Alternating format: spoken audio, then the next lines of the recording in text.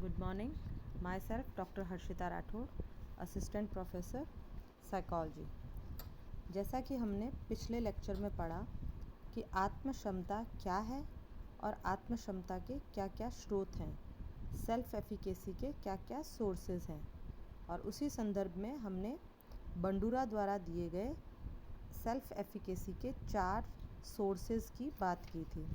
उन्हीं 4 सोर्सेज के बेसिस पे बंडूरा ने आत्म क्षमता के कुछ विकासात्मक पूर्ववर्ती कारक बताए हैं। अर्थात विकासात्मक पूर्ववर्ती कारक का मतलब है कि ड्यूरिंग डेवलपमेंट किन किन चीज़ों से, कौन कौन से फैक्टर्स से, कौन से कारक हैं जिनसे कि व्यक्ति के डेवलपमेंट में सेल्फ एफिकेसी का भी डेवलपमेंट होता जाता है। तो उस पर उन्होंने संक्षिप्त कुछ टिप्पणी करते हुए, या उन्होंने जो विस्तृत रूप से बताया उसको हम संक्षिप्त रूप से यहाँ निम्न प्रकार से बता सकते हैं। पहली जो उन्होंने चीज़ बताई वह है समान परिस्थिति में पहले प्राप्त की गई सफलता अथवा सकारात्मक विचार कि व्यक्ति ने पहले की परिस्थिति में अच्छा किया था। जैसा कि आपने बंडूरा के जो दिए गए सोर्सेज हैं सेल्फ एफिकेसी के, उसमें फर्स्ट सोर्स हमने एक्सपीरियंस को पढ़ा था।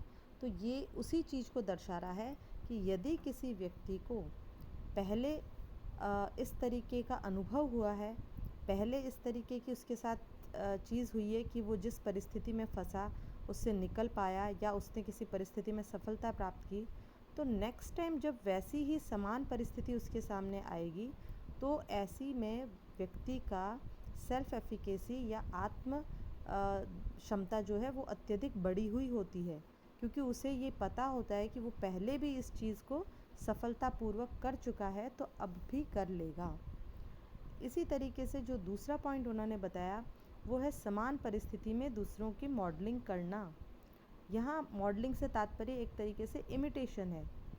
जिस तरीके से व्यक्ति किसी न किसी को अपना मॉडल या आइडल मान लेता है और वो वही सारे कार्य करता है जो उसका मॉडल कर रहा है, और यदि वो देखता है कि उसका जो मॉडल या आइडल पर्सन है वो अपने जीवन में विभिन्न परिस्थितियों में सफलता प्राप्त कर रहा है, तो उसकी भी आत्म क्षमता इस आधार पे बढ़ जाती है कि वो भी उन समान परिस्थितियों में वैसा ही करेगा और उसी तरह सफलता प्राप्त करेगा।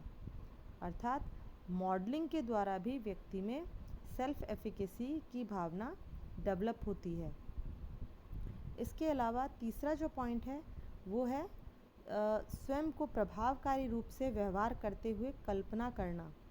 ये जो जेम्स मैडक्स ने बताई थी उस पर आधारित है, काल्पनिक अनुभव पर आधारित है कि व्यक्ति को जो वो चाहता है, जिस चीज़ में वो सफलता चाहता है, उसके लिए वैसा ही सकारात्मक काल्पनिक अनुभव करना चाहिए। अर्थात उसे सोचना चाहिए कि जो वो आगे जाके बनना चाहता है वो बन चुका है, उसके लिए वो इमेजिन करे कि वो वैसा बन चुका है, उसे कोई प्राइज़ मिल चुका है, वो किसी एग्ज़ाम में सफल हो चुका है। इन चीज़ों का जब वो काल्पनिक रूप से अनुभव करता है तो ये चीज़ उसमें क्षमता को, आत्म क्षमता को बढ़ाती है, सेल्फ एफिकेसी को, और उस सेल्फ एफिकेसी, बढ़ी हुई सेल्फ एफिकेसी से वह डेफिनेटली सफलता भी प्राप्त कर लेता है। चौथा जो पॉइंट है वो उन्होंने बताया शक्तिशाली, प्रभावकारी, विश्वसनीय विशेषज्ञों द्वारा संभाषणों को सुनना, जो कि आप देख सकते हैं उन्होंने अपना तीसरा सोर्स बताया था सामाजिक दृढ़ संकल्प का, उससे संबंधित है। यानी व्यक्ति के यदि आसपास इस तरीके के लोग हों जो उससे ज़्यादा स्ट्रॉन्ग हो, जो उसके ऊपर प्रभाव रखते हों, या जो किसी विषय के विशेषज्ञ हों जिस विषय में वह आगे कुछ करना चाह रहा है, तो ऐसे लोगों द्वारा यदि उसे सकारात्मक संबल मिले, यदि उसे सोशल परसुएशन पॉजिटिव मिले, तो वो डेफिनेटली अपने आत्मक्षमता को बढ़ाता है और उसके आधार पे कार्य करता है। अर्थात ऐसे लोग जो आपके ऊपर प्रभाव डालते हैं, अगर एक बच्चा है तो उसके आसपास के लोग, चाहे वो उसके पेरेंट्स हों, टीचर्स हों, पीयर ग्रुप हो, जो उस पर बहुत स्ट्रॉन्ग इम्पैक्ट रखते हैं, वो लोग यदि उसे पॉजिटिव कहेंगे, वो लोग यदि उसे कहेंगे कि वो ये काम कर सकता है, तो ये चीज़ उसकी सेल्फ एफिकेसी को बढ़ाता है। और पांचवी जो सबसे इम्पॉर्टेंट चीज़ है, उत्तेजना एवं संवेग, जो कि यहाँ पे पॉजिटिव उत्तेजना और संवेग को दर्शा रहा है। अर्थात यदि व्यक्ति में सकारात्मक सोच और सकारात्मक इमोशंस जैसे जॉयफुल, हैप्पी और होपफुल, ये सारी अगर उसमें संवेग हैं, तो वह उसकी आत्मशक्ति को बढ़ाता है। तो ये कुछ उन्होंने 5 इस तरीके के पूर्ववर्ती कारक बताए हैं जो कि व्यक्ति के सेल्फ एफिकेसी के विकास में काफ़ी लाभदायक होते हैं। अब हम बात करेंगे आत्मक्षमता का प्रभाव। व्यक्ति पर आत्मक्षमता का किस तरीके से प्रभाव पड़ता है, किन किन क्षेत्रों में प्रभाव पड़ता है, उसकी हम यहाँ बात करेंगे। आत्मक्षमता का प्रभाव, जिस तरह की बंडूरा ने पहले भी बताया कि आपकी क्षमता या स्किल्स अथवा आपकी जो टैलेंट है उससे कहीं अधिक प्रभावशाली आत्मक्षमता या सेल्फ एफिकेसी होती है। अर्थात व्यक्ति यदि सफलता प्राप्त करना चाहता है तो चाहे उसमें टैलेंट या स्किल थोड़ा कम हो, परंतु यदि आत्मक्षमता या सेल्फ एफिकेसी या उसमें ये विश्वास हो कि वो ये कार्य कर लेगा, तो वह अवश्य ही उन कार्यों में सफल हो जाता है। इसी पर बंडूरा ने एक बुक लिख रखी है जो है self efficacy the exercise of control, और जेम्स मैडॉक्स ने भी इसी पर एक बुक लिखी है self efficacy adaptation and adjustment. तो ये दोनों ही किताबें सेल्फ एफिकेसी की महत्ता और जीवन में सेल्फ एफिकेसी के प्रभाव को दर्शाती है। अब हम अगर अलग अलग क्षेत्रों की बात करें कि सेल्फ एफिकेसी या आत्मक्षमता किन किन क्षेत्रों में व्यक्ति पर प्रभाव डालती है, तो उनमें कुछ क्षेत्र इस तरीके से बताए हैं। जैसे पहला है व्यवहार के क्षेत्र में। ये देखा गया है कि जिन व्यक्तियों में आत्मक्षमता अधिक होती है वे उन लोगों से अपेक्षा उन कार्यों को अधिक करते हैं जो कि कठिन है। अर्थात हम कह सकते हैं कि जिन व्यक्तियों में आत्मक्षमता की कमी होती है वे आसान कार्यों को भी करने से कतराते हैं, जबकि जिन लोगों में सेल्फ एफिकेसी यदि अधिक है, आत्मक्षमता या स्वयं पर विश्वास अधिक है, तो वह कठिन कार्यों को भी करने के लिए आगे बढ़ते हैं और पूरा कर भी लेते हैं। और ऐसे लोग ज़्यादातर देखा गया है कि वो अपने लक्ष्य तक पूर्ण रूप से पहुंच पाते हैं, जबकि कम सेल्फ एफिकेसी वाले लोग अपने लक्ष्य तक नहीं पहुंचते, बीच में ही अपने प्रयासों को छोड़ देते हैं, चुनौतीपूर्ण कार्यों को छोड़ देते हैं। तो इस तरीके से हम देख सकते हैं कि आपका जो रूटीन बिहेवियर है, जिस व्यक्ति में सेल्फ एफिकेसी ज़्यादा होगी वो अपने बिहेवियर में एक पॉजिटिविटी शो करता है, वो अपने कार्यों को पूर्णता तक ले जाने की कोशिश करता है, वो अपने आप को और स्किल्ड करता है और कार्यों को अच्छे से पूर्ण करता है।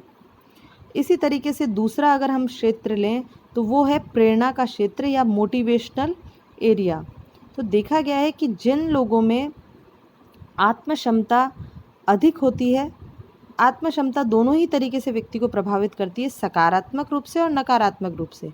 यदि आत्मक्षमता अधिक है, स्वयं पे विश्वास अधिक है, तो व्यक्ति सकारात्मक रूप से प्रभावित होता है, वह सकारात्मक मोटिवेशन की तरफ चलता है, वो चीज़ों में इनिशिएट लेना, चीज़ों को पूरा करना और उनमें आगे बढ़ने में ज़्यादा अपनी क्षमता दिखाता है। जबकि जिन लोगों में आत्मक्षमता कम होगी वो अपना उनमें नकारात्मकता या नकारात्मक संवेगों की अधिक होगी, नकारात्मक मोटिवेशंस की अधिकता होगी।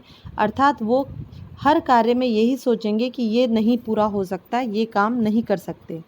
और इसका बहुत अच्छा एग्जाम्पल अगर मैं आपको बताऊं तो आप ये देख सकते हैं कि अगर किसी भी हाथी के भी बच्चे को बचपन में 1-2 बार अगर आपने चेन से उसका पाँव बांध के, जो हम खूंटे पे बांध देते हैं, तो 1-2 बार बांधने के बाद ही वह बच्चा उसको खोलने की कोशिश करेगा और जब नहीं खुल पाता तो वहीं खड़ा रहता है। कुछ टाइम बाद जब 2, 4, 5, 10 बार उसकी आदत हो जाती है कि वो वहाँ से नहीं हिल सकता, उसके बाद यदि उसकी चेन को खूंटे पर ना भी बांधा जाए, बस उसी जगह लाके उसके पाँव में चेन बांध दी जाए और उसे खूंटे से ना बांधे तो भी वो हिलता नहीं है, क्योंकि उसके दिमाग में ये चीज़ बैठ जाती है कि उसमें ये क्षमता ही नहीं है कि यहाँ इस स्थान पर आने के बाद वो यहाँ से हट सके। अब चाहे वो चेन खूंटे से नहीं बंधी है, वो थोड़ी सी ही कोशिश करे तो वो जा सकता है वहाँ से, लेकिन सेल्फ एफिकेसी या आत्म क्षमता की कमी के चलते उसे ये विश्वास ही नहीं होता कि वो ये कार्य कर सकता है। इसी को बताते हुए मार्टिन सेलिगमैन ने भी एक कार्य जानवरों के ऊपर एक एक्सपेरिमेंट किया था, और एक्चुअली इसी एक्सपेरिमेंट के आधार पर उन्होंने सेल्फ हेल्पलेसनेस की फीलिंग को दर्शाया, और सेल्फ हेल्पलेसनेस की जो फीलिंग है उसी के आधार पर पॉजिटिव साइको को उन्होंने डेवलप किया। तो एक तरीके से सेल्फ एफिकेसी का ये जो पॉइंट है ये बहुत ही महत्वपूर्ण है। पूरे के पूरे सकारात्मक मनोविज्ञान का जो उद्भव है वह इसी मार्टिन सेलिगमैन के इस प्रयोग पर आधारित है। इस प्रयोग में उन्होंने पिंजरे में कुछ जानवरों को या आप ये समझ लें किसी भी एक पर्टिकुलर जानवर को पिंजरे में रख दिया, और पिंजरे के एक हिस्से में उन्होंने कुत्ते के ऊपर ये प्रयोग किया था, जो आपके क्लासिकल कंडीशनिंग और आप इंस्ट्रूमेंटल कंडीशनिंग में स्किनर का जो आपने पढ़ा है उसी पर आधारित है। थॉर्नडाइक और स्किनर ने जो किया था या पावलोव ने जो किया था उन्हीं पे बेस्ड है। कुत्ते को उन्होंने एक पिंजरे में बांध दिया और उस पिंजरे के फ्लोर में उन्होंने इलेक्ट्रिसिटी को फ्लो कर दिया।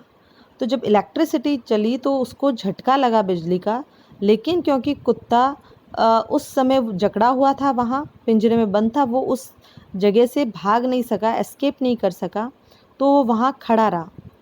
2 या 3 प्रयासों के बाद ही उन्होंने कुत्ते को, एक ऑप्शन था कुत्ते के पास, 2-3 इस तरीके के प्रयास दिए, फिर उस पिंजरे में ही एक बीच में पार्टीशन था जिस पार्टीशन को उन्होंने हटा दिया।